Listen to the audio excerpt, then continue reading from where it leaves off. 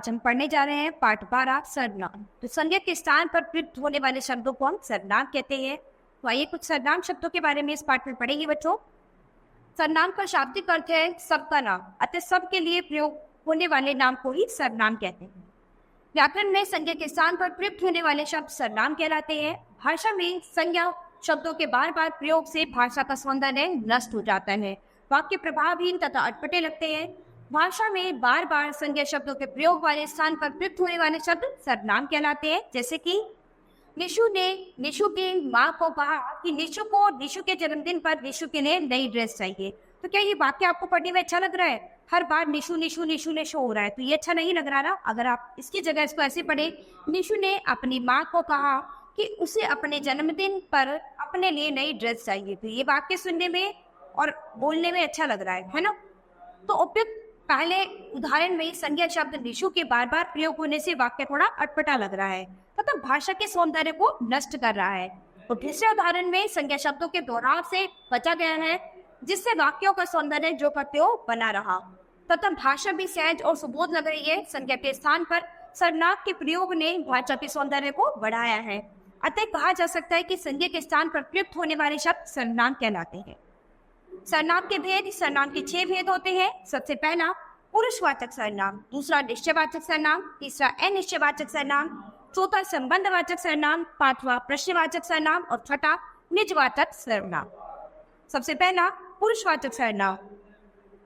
जिन सर्वनाम शब्दों का प्रयोग बोलने वाला अपने लिए, सुनने वाले के लिए अथवा किसी अन्य व्यक्ति के लिए करता है, उन्हें पुरुषवाचक सर्वनाम कहते हैं। जैसे मैं, हम, तू, तुम, आप, वह, वे आदि। मैं किताब पढ़ रहा हूँ, तुम रोज आया करो, वह खेलने चला गया। तो उपयुक्त वाक्यों में मैं, तुम तथा वह शब्दों में से क्रमशः बोलने वाले, सुनने वाले तथा अन्य व्यक्ति का बोध हो रहा है, अतः ये शब्द क्या है? पुरुषवाचक सर्वनाम है। पुरुषवाचक सर्वनाम कितने प्रकार के होते हैं? 3 प्रकार के होते हैं।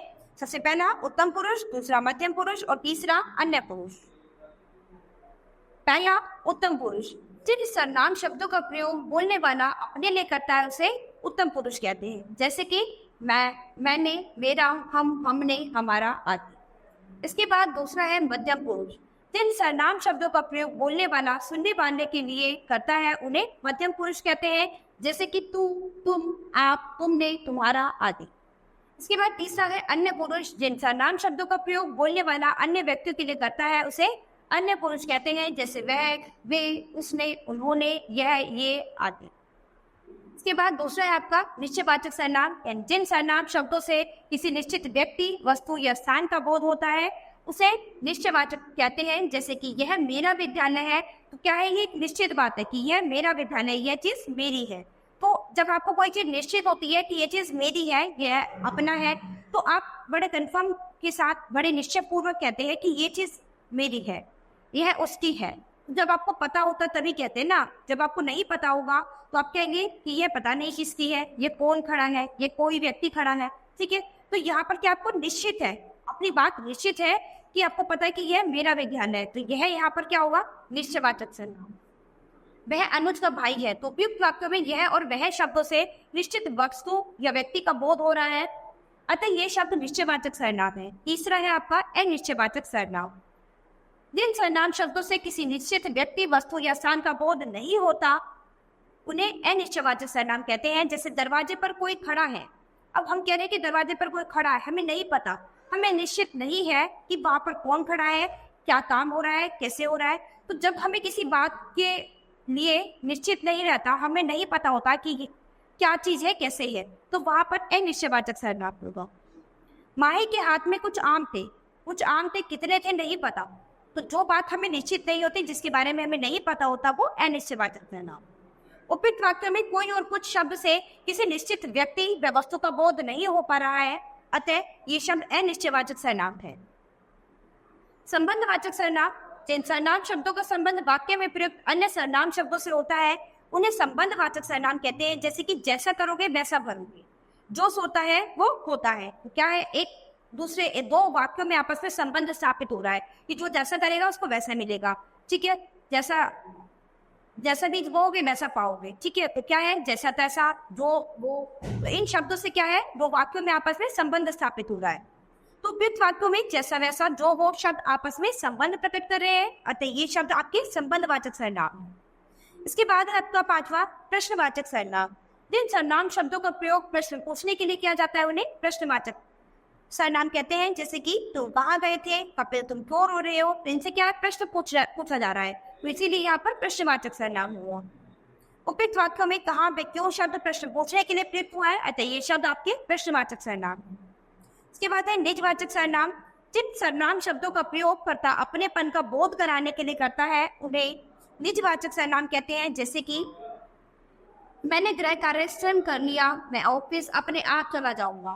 जब अपने स्वयं के लिए कोई बात कही जाएगी, अपनी बात का बोध कराया जाएगा, तो वहां पर निजवाचक सर्वनाम कहलाएगा।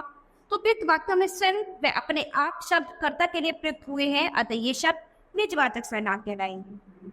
सर्वनाम की रूप रचना, ठीक है, तो सर्वनामों की रूप रचना क्या है, जिस प्रकार संज्ञा शब्दों के साथ कारक चिन्हों का प्रयोग करने से उनमें विकार आ जाता है, उसी प्रकार जब सर्वनाम शब्दों के साथ चिन्हों का प्रयोग किया जाता है तो उनकी रूप रचना प्रभावित हो जाती है। जैसे कि उत्तम पुरुष सर्वनाम मैं, ठीक है, उत्तम पुरुष सर्वनाम मैं है, तो उसके लिए क्या होता है, कारक आपका क्या है, कर्ता। एक वचन में क्या होगा, मैं और मैंने, और अगर हम बहुवचन में इसका प्रयोग करेंगे तो हम और हमने। करण के लिए मुझे और मुझको, और बहुवचन में करेंगे तो हमें और हमको। करण कारक के लिए एक वचन में प्रयोग होगा तो मुझसे मेरे द्वारा, और बहुवचन में प्रयोग करेंगे तो हमसे हमारे द्वारा। ऐसे ही संप्रदान कारक के लिए एक वचन में प्रयोग करेंगे तो मुझको या फिर मेरे लिए, और बहुवचन में करेंगे तो हमको और हमारे लिए। ऐसे ही अपादान कारक में एक वचन के लिए करेंगे तो मुझसे अलग होने में, और बहुवचन में करेंगे तो हमसे अलग होने में। ऐसे ही संबंध कारक में एक वचन के लिए प्रयोग करेंगे तो मेरा मेरी मेरे, और बहुवचन में करेंगे तो हमारा हमारी हमारे। ऐसे ही अधिकरण कारक में अगर एक वचन के लिए प्रयोग करेंगे तो मुझ में मुझ पर, बहुवचन के लिए करेंगे तो हम में हम पर। मध्यम पुरुषवाचक सर्वनाम तुम, इसका प्रयोग कैसे होगा, यानी कारक कर्ता के लिए एक वचन में होगा तू और तूने, और बहुवचन में होगा तुम और तुमने। करण कारक के लिए होगा तुझे और तुझको, और बहुवचन में होगा तुम्हें और तुम। करण कारक के लिए एक वचन में प्रयोग होगा तुझसे तेरे द्वारा, और बहुवचन में तुमसे तुम्हारे द्वारा शब्दों का प्रयोग होगा। संप्रदान कारक के लिए तुझको तेरे लिए, और बहुवचन में तुमको और तुम्हारे लिए। अपादान कारक में एक वचन के लिए तुझसे यानी अलग होने में, और बहुवचन में तुमसे यानी अलग होने में, ठीक है। संबंध कारक के लिए तेरा तेरी तेरे, और बहुवचन में तुम्हारा तुम्हारी तुम्हारे। अधिकरण कारक के लिए तुझ में तुझ पर, और बहुवचन में तुम में तुम पर, ठीक है। अन्य पुरुष वाचक सर्वनाम वह, इसके लिए कारक विभक्ति का एक वचन और बहुवचन में क्या प्रयोग होगा, तो कर्ता कारक के लिए होगा एक वचन में वह और उसने, और बहुवचन में वे और उन्होंने। करण कारक में एक वचन में उसे और उसको, और बहुवचन में उन्हें और उनको। करण कारक में उससे उसके द्वारा, और बहुवचन में उनसे उनके द्वारा। प्रदान कारक में उसको उसके लिए, और बहुवचन में उनको उनके लिए। अपादान कारक में एक वचन के लिए उससे अलग होने में, और बहुवचन में उनसे अलग होने पर। संबंध कारक में एक वचन के लिए उसका उसकी उसके, और बहुवचन में उनका उनकी उनके शब्दों का प्रयोग होगा। ऐसे ही अधिकरण कारक में एक वचन के लिए उसमें उस पर, और बहुवचन में उनमें उन पर शब्दों का प्रयोग होगा, ठीक है। तो निश्चयवाचक सर्वनाम यह है। तो कारक विभक्ति यह के लिए, निश्चयवाचक सर्वनाम यह के लिए कारक विभक्ति का एक वचन और बहुवचन में किन शब्दों का प्रयोग करेंगे, तो कर्ता कारक के लिए एक वचन में क्या प्रयोग होगा, यह और इसने शब्द, और बहुवचन में ये और इसने। कारक कारक के लिए एक वचन में इसे और इसको, और बहुवचन में इन्हें और इनको। करण कारक में एक वचन के लिए इससे इसके द्वारा, और बहुवचन में इनसे इनके द्वारा शब्दों का प्रयोग करेंगे। संप्रदान कारक में एक वचन के लिए इसको इसके लिए, और बहुवचन में इनको इनके लिए शब्दों का प्रयोग करेंगे। अपादान कारक में एक वचन के लिए इससे अलग होने में, और बहुवचन के लिए इनसे अलग होने में शब्दों का प्रयोग होगा। ऐसे ही संबंध कारक में एक वचन के लिए इसका इसकी इसके, और बहुवचन में इनका इनकी इनके शब्दों का प्रयोग करते हैं। अधिकरण कारक में एक वचन के लिए इसमें इस पर, और बहुवचन में इनमें इन पर शब्दों का प्रयोग होता है। अनिश्चयवाचक सर्वनाम यानी कोई, ठीक है। तो कोई के लिए कारक विभक्ति का एक वचन और बहुवचन में किन शब्दों का प्रयोग करेंगे। कर्ता कारक में एक वचन में किन शब्दों का प्रयोग करेंगे और बहुवचन में किस शब्दों का प्रयोग करेंगे। तो एक वचन के लिए कोई और किसी ने और बहुवचन में कोई और किन्हीं ने। कर्म कारक में एक वचन के लिए किसी को और बहुवचन के लिए किन्हीं को शब्दों का प्रयोग करेंगे। करण कारक में किसी से किसी के द्वारा और बहुवचन में किन्हीं से किन्हीं के द्वारा शब्दों का प्रयोग करेंगे। संप्रदान कारक में किसी को किसी के लिए, बहुवचन में किन्हीं को किन्हीं के लिए शब्दों का प्रयोग करते हैं। अपदान कारक में किसी से अलग होने में, बहुवचन में किन्हीं से अलग होने में शब्दों का प्रयोग करते हैं। संबंध कारक में एक वचन में किसी का, किसी की, किसी के और बहुवचन में किन्हीं का, किन्हीं की, किन्हीं के शब्दों का प्रयोग होता है। ऐसे ही अधिकरण कारक में एक वचन में किसी में, किसी पर और बहुवचन में किन्हीं पर शब्दों का प्रयोग होता है। प्रश्नवाचक सर्वनाम कौन, ठीक है। तो प्रश्नवाचक सर्वनाम कौन शब्द का प्रयोग कारक विभक्ति के द्वारा एक वचन और बहुवचन में किन शब्दों का प्रयोग करेंगे।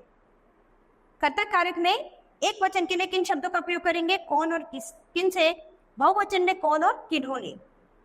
करण कारक के द्वारा एक वचन में किसी और किसको और बहुवचन में किन्हें और किनको। करण में एक वचन में किसने, किसके द्वारा और बहुवचन में किनसे, किनके द्वारा शब्दों का प्रयोग करेंगे। संप्रदान कारक में एक वचन के लिए किसको, किसके लिए और बहुवचन में किनको, किसके लिए। अपादान कारक में एक वचन में किससे अलग होने में और बहुवचन में किनसे अलग होने में। संबंध कारक में एक वचन में किसका, किसकी, किसके और बहुवचन में किनका, किनकी, किनके। और अधिकरण कारक में एक वचन में किसमें, किस पर और बहुवचन में किन पर शब्दों का प्रयोग किया जाएगा। इसके बाद है संबंधवाचक सर्वनाम जोड़, यानी जो शब्द का कारक विभक्ति के द्वारा एक वचन और बहुवचन में किन शब्दों का प्रयोग किया जाएगा। तो कर्ता कारक के लिए एक वचन में जो, जिसने और बहुवचन में जो, जिन्होंने शब्द का प्रयोग करेंगे। ऐसे ही करण कारक के लिए एक वचन में जिसे, जिसको और बहुवचन में जिन्हें, जिनको शब्द का प्रयोग करेंगे।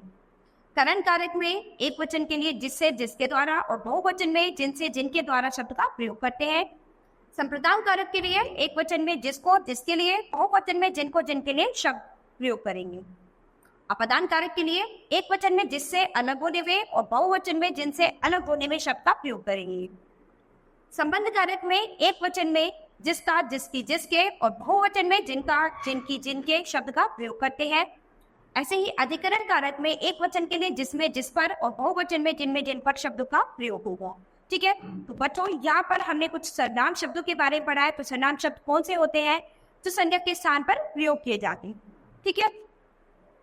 तो यहाँ पर आपने सर्वनाम के 6 भेद के बारे में भी अच्छे से पढ़ा है। तो सर्वनाम के 6 भेद आप अभ्यास में अच्छे से पढ़ेंगे और उन पर आधारित कुछ वाक्य बनाने का प्रयास करेंगे। तो बच्चों आज ये पाठ हमारा यही खत्म होता है। हम अपनी नई क्लास में मिलेंगे अपने नए पाठ के साथ। धन्यवाद।